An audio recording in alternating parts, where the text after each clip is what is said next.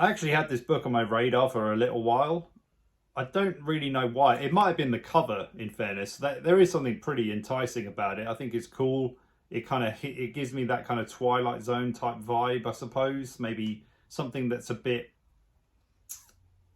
between one world and another, parallel universes, maybe that kind of thing, odd coincidences, maybe crossover, deja vu, whatever you want to call it, that type of thing. I do think the title of the book is great as well. This Thing Between Us. I love the ambiguity of that, because it could be referring to the thing or what it is between them. What, maybe it's to do with one world and another, like that type of thing. I think it's pretty cool. And yeah, overall, the actual formatting of the book's really nice as well. I'll just show you this a little bit. I think it's quite cool. So presentation wise, as is the case with quite a lot of modern books, everything is pretty up to scratch, if not impressive. The book looks good, the title's there, it's and yeah, it's nicely formatted. It's a shame that the text itself lets it down, and maybe the presentation kind of comes across as, putting a bow tie on a turd, but that's just the way things are these days. And in fairness, I don't think the book is as bad as what I've just said. It starts off really nicely. So just to give a basic synopsis, our protagonist is Tiago, and he's a recently widowed and grieving man who's obviously lost his wife, and we are literally in the middle of him going to her funeral. So a lot of her family members are there, and it's written in this second person style where he's talking to you as the reader, but you are Vera, so you're put in this kind of position where he's talking very intimately about the relationship, about what they would, what they thought of the people around them. Especially a lot of her family members are there, lots of cousins and aunts and grandmas and all that type of stuff, and you feel the kind of tension a little bit, especially when it comes to her mother and him being the son-in-law, what she thought of him and they're getting married, all that type of stuff. And it's really touching, actually. I was very invested from quite early on. I had a few issues with the second person style, but after a couple of pages I found that I kind of eased into it, and I actually kind of admired it a little bit, because whenever I come across second person, I'm always a little bit tentative, because it's a style that I feel gets old quick. But with this one, I felt like Moreno had a skill that was pretty accomplished, and I put my trust in it pretty early on. And I think that was to do with how palpable and visceral this man's loss really was. And I was in for the ride, and I got the impression that it was pretty much going to be a book where you have this, the beginning incident, but then it will kind of track back, and then you'll lead up to that, which in fairness the book does, but it all ends too quickly. And from that point, the book falls off a fucking cliff, if I'm honest. It's a weird one, but we'll get to it. So yeah, Tiago is at the funeral of his late wife, and he's just dealing with, all of the kind of meaningless comments and colloquialisms that people say during these occasions, and how, in death we're all martyrs, or that type of thing. So it's like people just come out with these meaningless phrases and, cliches and yada, yada, yada. But I think what makes it intriguing is because it's in second person, and you're being basically put in the shoes of Vera, and you're seeing how, or what Tiago she would think of the whole thing. It's very good at actually making you envision these people and imagine what their life together was like, and how they were as a couple, and all that type of thing. And I, again, just to really, I want to compliment it on this point, because the actual, I don't know, it's heartfelt, I guess. That's as simple as I can put it. It really does make you feel for this guy. And also, you're invested in what's happened to them from quite a, early period. And, so it ticks kind of every box. The hook's there, the underlying kind of doom and sense of dread is there. Grief, first and foremost, is very much tapped into, and you're in for the ride, even though it's probably going to be pretty heavy, I suppose. We then do skip back a bit, and we learn about their living situation, how they moved into this fairly new, it wasn't new, but it was like a done up condominium type thing. And the guy's mother-in-law is quite disapproving of it. Not sure why. I think she just doesn't like the modern aspects of it and all that type of thing. Or she just gets a sense of, bad vibes. There's a lot of that type of thing going on, especially due to the fact that there's a kind of Mexican link, and it utilizes that whenever it feels like it. But yeah, more on that later, I guess. But yeah, I mean, everything's kind of interesting. And as the synopsis states, there's a kind of techno horror element. So there's this, basically it's a, what do they call it on here? The ads for the world's most advanced smart speaker. It's basically, an Alexa, a Siri kind of device. It's called an Itza inside the book. This little white kind of thing, whatever. And as you probably guess, this thing starts to act a little oddly once they've moved into this place and they're married and all this kind of stuff. It's kind of the early days of their matrimony, I suppose. And,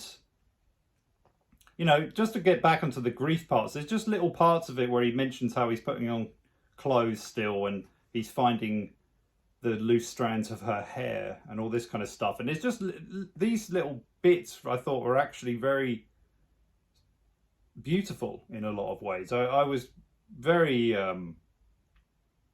invested. And yeah, I think it's because I'm about to, lambast the rest of the novel, but I do want to make it clear that I thought those parts were good, and I think I've done that. So let's get on to the roasting, I suppose, because as I suspected, it does go backwards, and we start to see their domestic lives, and we learn about Tiago's situation, how he's basically like a door dasher and all of that type of thing. He takes on a lot of these gig economy jobs, things like that. His wife does something, I can't remember what she does, to be honest. But then, we're only about a quarter of the way through the book, and then she's killed off. So I was just a bit like, okay, where are we going from here? And then it's like, okay, Tiago doesn't need to worry about money anymore because his wife set up a life insurance thing. So he's inherited a bungload of money.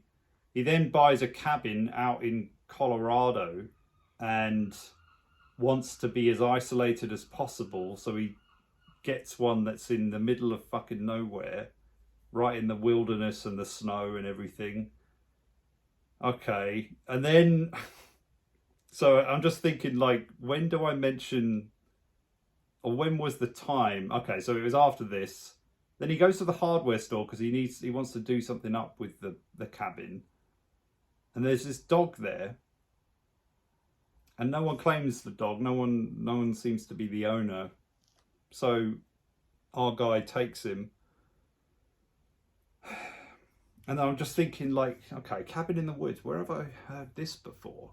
Isolation, middle of nowhere, mysterious dog, all this type of thing. And I'm just,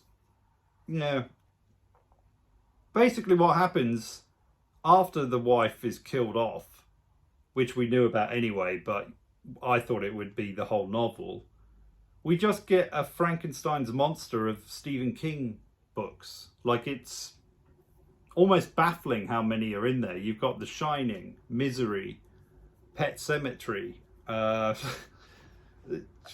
probably a shitload of others that I've never read or had a desire to read, that type of thing. And it's just, I don't know, man. I felt like a lot of this was almost like trying to be as dense as something like House of Leaves, but inside less than 250 pages. But then also wanted to be a homage to a lot of Stephen King novels, but ended up feeling like, I mean, at one point I honestly thought this is like reading a B-movie adaptation of an already quite poor and not, you know, very well acclaimed Stephen King novel. Like, this is just odd. Like, I don't know why it's going down this trajectory, because really it seemed to point to the fact that without the wife and this, you know, marriage scenario, the writer was kind of out of ideas as to where to go. So it's like, okay, so he's alone, so we go somewhere else, but we need something weird to happen, so we'll just keep throwing in all these different tropes. So just before he gets into the cabin, for instance, he goes to one of these, like, it's like a gas station or one of these converted diners or whatever. There's one guy in there, so he's like the only person, and they have this like brief conversation. And the only reason this character's there is to kind of give this ominous warning kind of thing of like, oh, maybe it's, you know, always been around, this thing that's following you, and it just kind of like plants the seed basically. And then so he comes out of that, then all these weird things start happening, and yeah, it's just a fucking mess. Basically, there's this like wall that's near his cabin that seems like literally in the middle of nowhere, kind of the most out of place area you could imagine. So beyond where the snowy bit is, you've got this kind of forest, and there's this wall that's constructed there, and the dog gets attracted to it at some point. It seems to also represent some odd things that were happening back in the condo, not just to do with this Itza device, but also like, you know, corners of the house being inexplicably cold, that type of thing. Pretty cliched stuff, to be honest. But the Itza thing also was like ordering odd products of its own volition at times, starting off with dildos, which was kind of funny, I guess. But then it, yeah, sort of went into, I think, lie. It was buying basically like very hazardous products, and I think maybe even poison at some point and things like that. And then it would also talk out of turn or turn on in odd moments without any prompt, that type of thing. And even though I did think that was a bit silly, I was kind of on board with it. But as, again, you know, after Vera's killed off, it just turns into a bit of a shit show, to be honest. I was still interested, because when he was still directing things at his wife, and even when it seemed like his wife was trying to talk to him from the other side, so you'd have all this stuff about, you know, books falling off the shelves back at the cabin, and then you'd open it up and, you know, like in certain sections of the book, it's like just basically the same thing. Again, I mean, it's just, you know, that type of Stephen King trope, you know.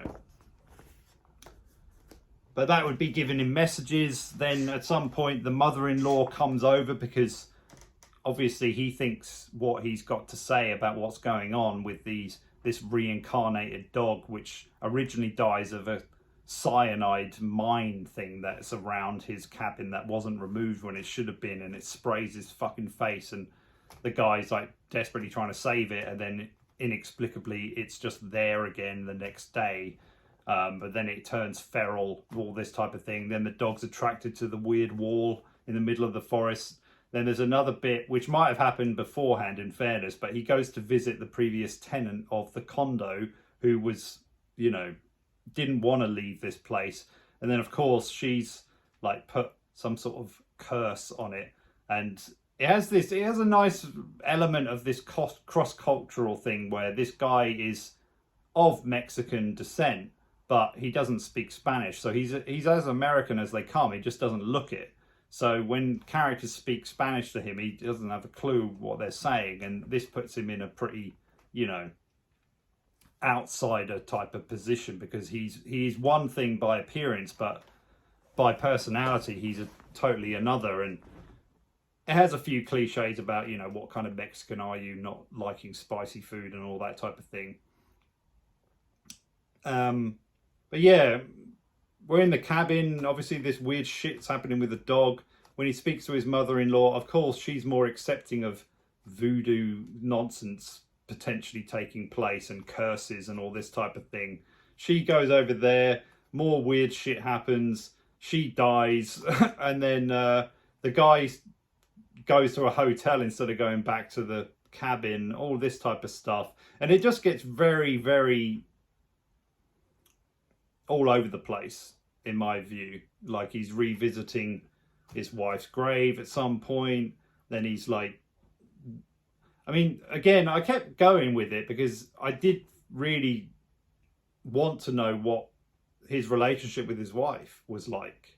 And I liked when there were moments where it started to show the cracks of it, you know, especially when in his anger and despair, he would be, you know, kind of revealing how it wasn't all, you know, smooth sailing at all. And there was some resentment there, and there were problems in their marriage, that type of thing. But they're too few and far between for me. And because we're stuck in this poorly constructed Stephen King remake, it just feels a bit, it almost feels like the comedic element is you laughing at it rather than with it at times. The writing is decent, but I just feel like the plot was so thin, and for him to try to go into the cosmological was just a bit farcical to me overall, because yeah, the setup wasn't really there. Plus, if you're going to do that, I do feel that you have to be very skilled, and you have to kind of build up to it a bit more. You can't just have some sort of stupid, you know, Alexa device giving you a hint of like, oh, there's something else there, like type of thing, and then just throwing all of these kind of, you know, these Mexican kind of cliches about, well, voodoo bullshit and stuff like that. Then you've got obviously the reincarnation with the dog and this other side wall. I mean, I guess I could say that the wall that's in the forest is likely it's a device, but in a different format. Fine, okay. But this it's a device is crushed at some point, so you're not really given much hint that it is the same kind of entity. It could be, sure, but we're never given any real answers, because this thing could be like, it could be, you know, all seeing and all knowing for all we know, for a, you know. Yeah, it was disappointing overall. Some good writing, but a bit of a shit show as it went on, and and to be honest, there were parts of it where you're just like, I don't even know where this is trying to go at this point. Like, it's just chaos overall. Like, he's in a dentist chair, and there's a lot of dream sequences as well, which I didn't think worked well at all. Like, I got the sense he was trying to weave those in when it was reality, but then when he was waking up and he was in, say, a dentist chair or the hospital, or he's in a hotel room and all this type of thing, it's just weird. Or his wife's gravesite and all this type of thing. It's just like, where the fuck? And there was one part that really, like, that's where it lost me, where his wife basically dies because of an accident that happens at the train station. Without giving too much away, there is a kind of perpetrator, but it's kind of accidental at the same time. And then it turns out that it might have been him, and you're just like, what? Like, why would it be? And I don't think the novel was trying to actually insinuate that it was one of these twists where, you know, a breakdown of identity or whatever. But at the same time, it felt like, well, why are you putting it in there then? Like, I get it. Okay, yeah, he's going mad, with grief, literally, and he's thinking that it's him, he's the reason, and all this type of thing. But it just again taps into this whole cliche kind of trope where you're just like, the fuck is this, you know? I don't know. The Gus Moreno has skill. Like, I think his writing ability's there, but I'm almost surprised that this was published in the format or the condition that it's in now, because I would look at it and think, well, it's really good up until a certain point. Keep going like down this avenue. Make it about grief. I wanted to know more about his marriage and how they got together, and you know, all that kind of stuff. And it was interesting learning about how when he loses a parent, he and Vera are actually kind of on the verge of breaking up, and he basically begs her to stay and all this type of stuff. And I was like, I didn't expect that. So it's almost like, and it just added a kind of element of like, maybe she just pitied him a bit, you know? And that would actually add much more depth to what their marriage was like and what the problems really were. And I think that conflict, if you echoed it metaphorically with, say, the It's a Device or the strange occurrences happening in the house, that could have been something not necessarily original, but it would have been more interesting than what panned out when you just had a lot of like scenes from Stephen King films and books that we've all seen before and that don't really tie up together unless you're trying to go for this cosmological type thing. I don't know. Overall, it didn't work for me. It might for you. I mean, it seems to have a kind of mixture of opinions and insights on it out there. But the one thing that actually gave it away for me, and you know, I'll probably close it here, right at the end of the book in the acknowledgements, the author mentions John Langdon's The Fisherman, and that is a novel that tackles cosmological horror very well and has actually gone up in my estimation over the years. It's been a while since I read it, but I would really recommend that novel over this one. It felt odd to me that he was giving like nods to books that are superior and as you know inspiration to him writing this piece. But he also mentions other stuff like Luna Parks in there by Bret Easton Ellis. Again, that's a much better book. Like it delves into this a similar territory and is plotted a lot better, even with Bret Easton Ellis's usage of, say, the Furby character and all this type of thing.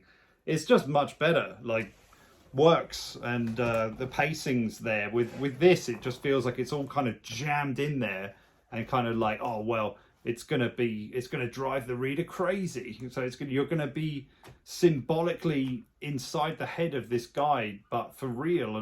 But it doesn't tie it up well enough for you to get much satisfaction out of it. And there was another, and the final book he mentions by Sarah Gran, I think her name is, Come Closer.